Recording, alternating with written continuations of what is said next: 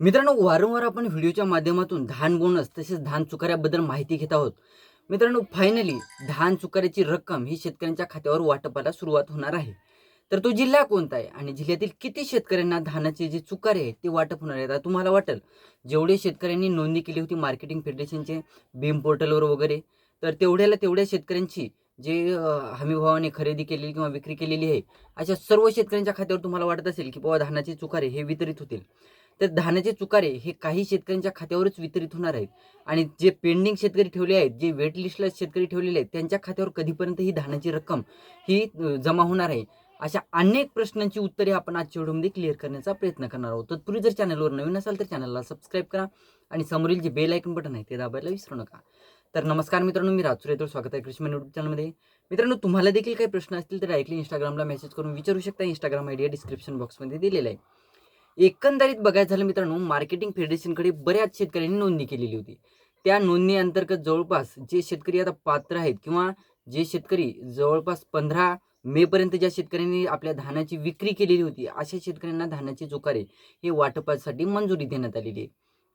आता एकंदरीत बघायचं झालं मित्रांनो, जे 642 कोटी रुपयांचा निधी हा बॅकग्राऊंड व्हॉईसला इग्नोर मारा.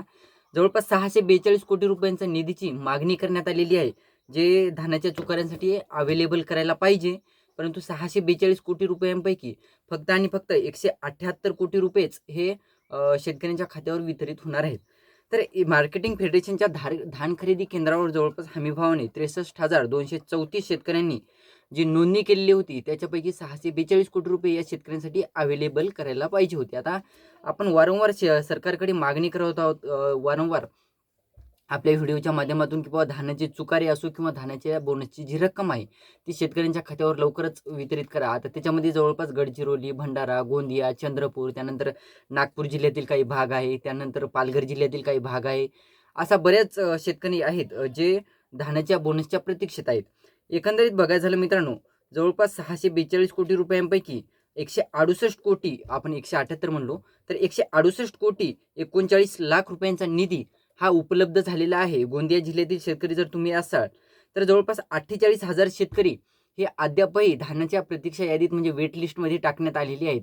म्हणजे एकंदरीत बघायचं झालं मित्रांनो, जवळपास 15,000 शेतकऱ्यांना ही जी धानाची रक्कम आहे 168 कोटी 39 लाख रुपयांचा जे निधी आहे तो जवळपास 15,000 शेतकऱ्यांच्या खात्यावर वितरित होणार असल्याची माहिती समोर आलेली आहे. जवळपास जे शेतकरी आता पात्र ठरतील अशा शेतकऱ्यांना ही धानाची रक्कम ही धानाच्या चुकाऱ्याची रक्कम ही वितरित. आता एकंदरीत बघायचं झालं मित्रांनो, पात्र तर सर्व शेतकरी आहेत. आता बरेच शेतकरी असे सुद्धा आहेत ज्यांचे जे लिमिटेशन असून सुद्धा ज्यांचं धानाचे जे धान आहे तो वितरित होत नाहीये. तर एकंदरीत बघायचं झालं मित्रांनो, आता वेट लिस्टमधील शेतकऱ्यांना धानाची बोनसची रक्कम ही सध्या तरी जुलै महिन्याच्या याच्यामध्ये वितरित होईल. परंतु जे शेतकरी आता आहेत 15,000च्या जवळपासच्या शेतकऱ्यांचा जे आकडा आहे, तो शेतकऱ्यांचा आकडा हा जवळपास या आठवड्यामध्ये त्या शेतकऱ्यांच्या खात्यावर जे 168 कोटी 39 लाख रुपयांचा जे निधी आहे, तो 15,000 शेतकऱ्यांच्या खात्यावर या आठवड्यामध्ये वितरित होणार आहे. आता 48,000 जे शेतकरी पात्र आहेत किंवा 48,000 शेतकरी जे वेट लिस्टमध्ये आहेत, त्या शेतकऱ्यांच्या खात्यावर धानाच्या चुकाऱ्याची रक्कम वितरित होता होता जुलै महिना हा येऊन पोहोचणार आहे.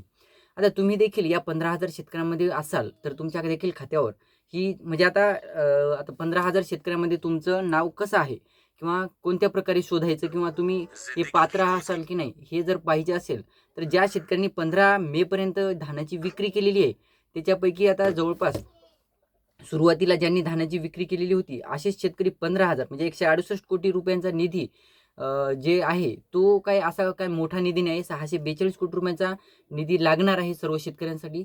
168 कोटी रुपयांमध्ये जे शेतकरी आता 15,000 शेतकरी जे ठरतील पात्र अशाच शेतकऱ्यांच्या खात्यावर ही रक्कम वितरित होईल. तर ही होती छोटीशी माहिती. आणि जे उर्वरित शेतकरी आहेत 48,000 शेतकरी जे आहेत त्या शेतकऱ्यांना लवकरात लवकर धानाची चुकाऱ्याची रक्कम आहे ती वितरित करावी अशी सरकारला विनंती आहे.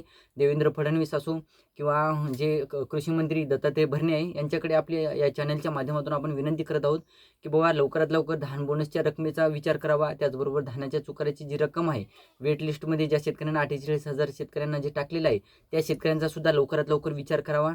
आणि व्हिडिओ आवडला असेल तर लाईक करा, चॅनलला सबस्क्राईब करा आणि हा व्हिडिओ जास्तीत जास्त शेतकऱ्यांपर्यंत पोहोचवण्याचा प्रयत्न करा. धन्यवाद.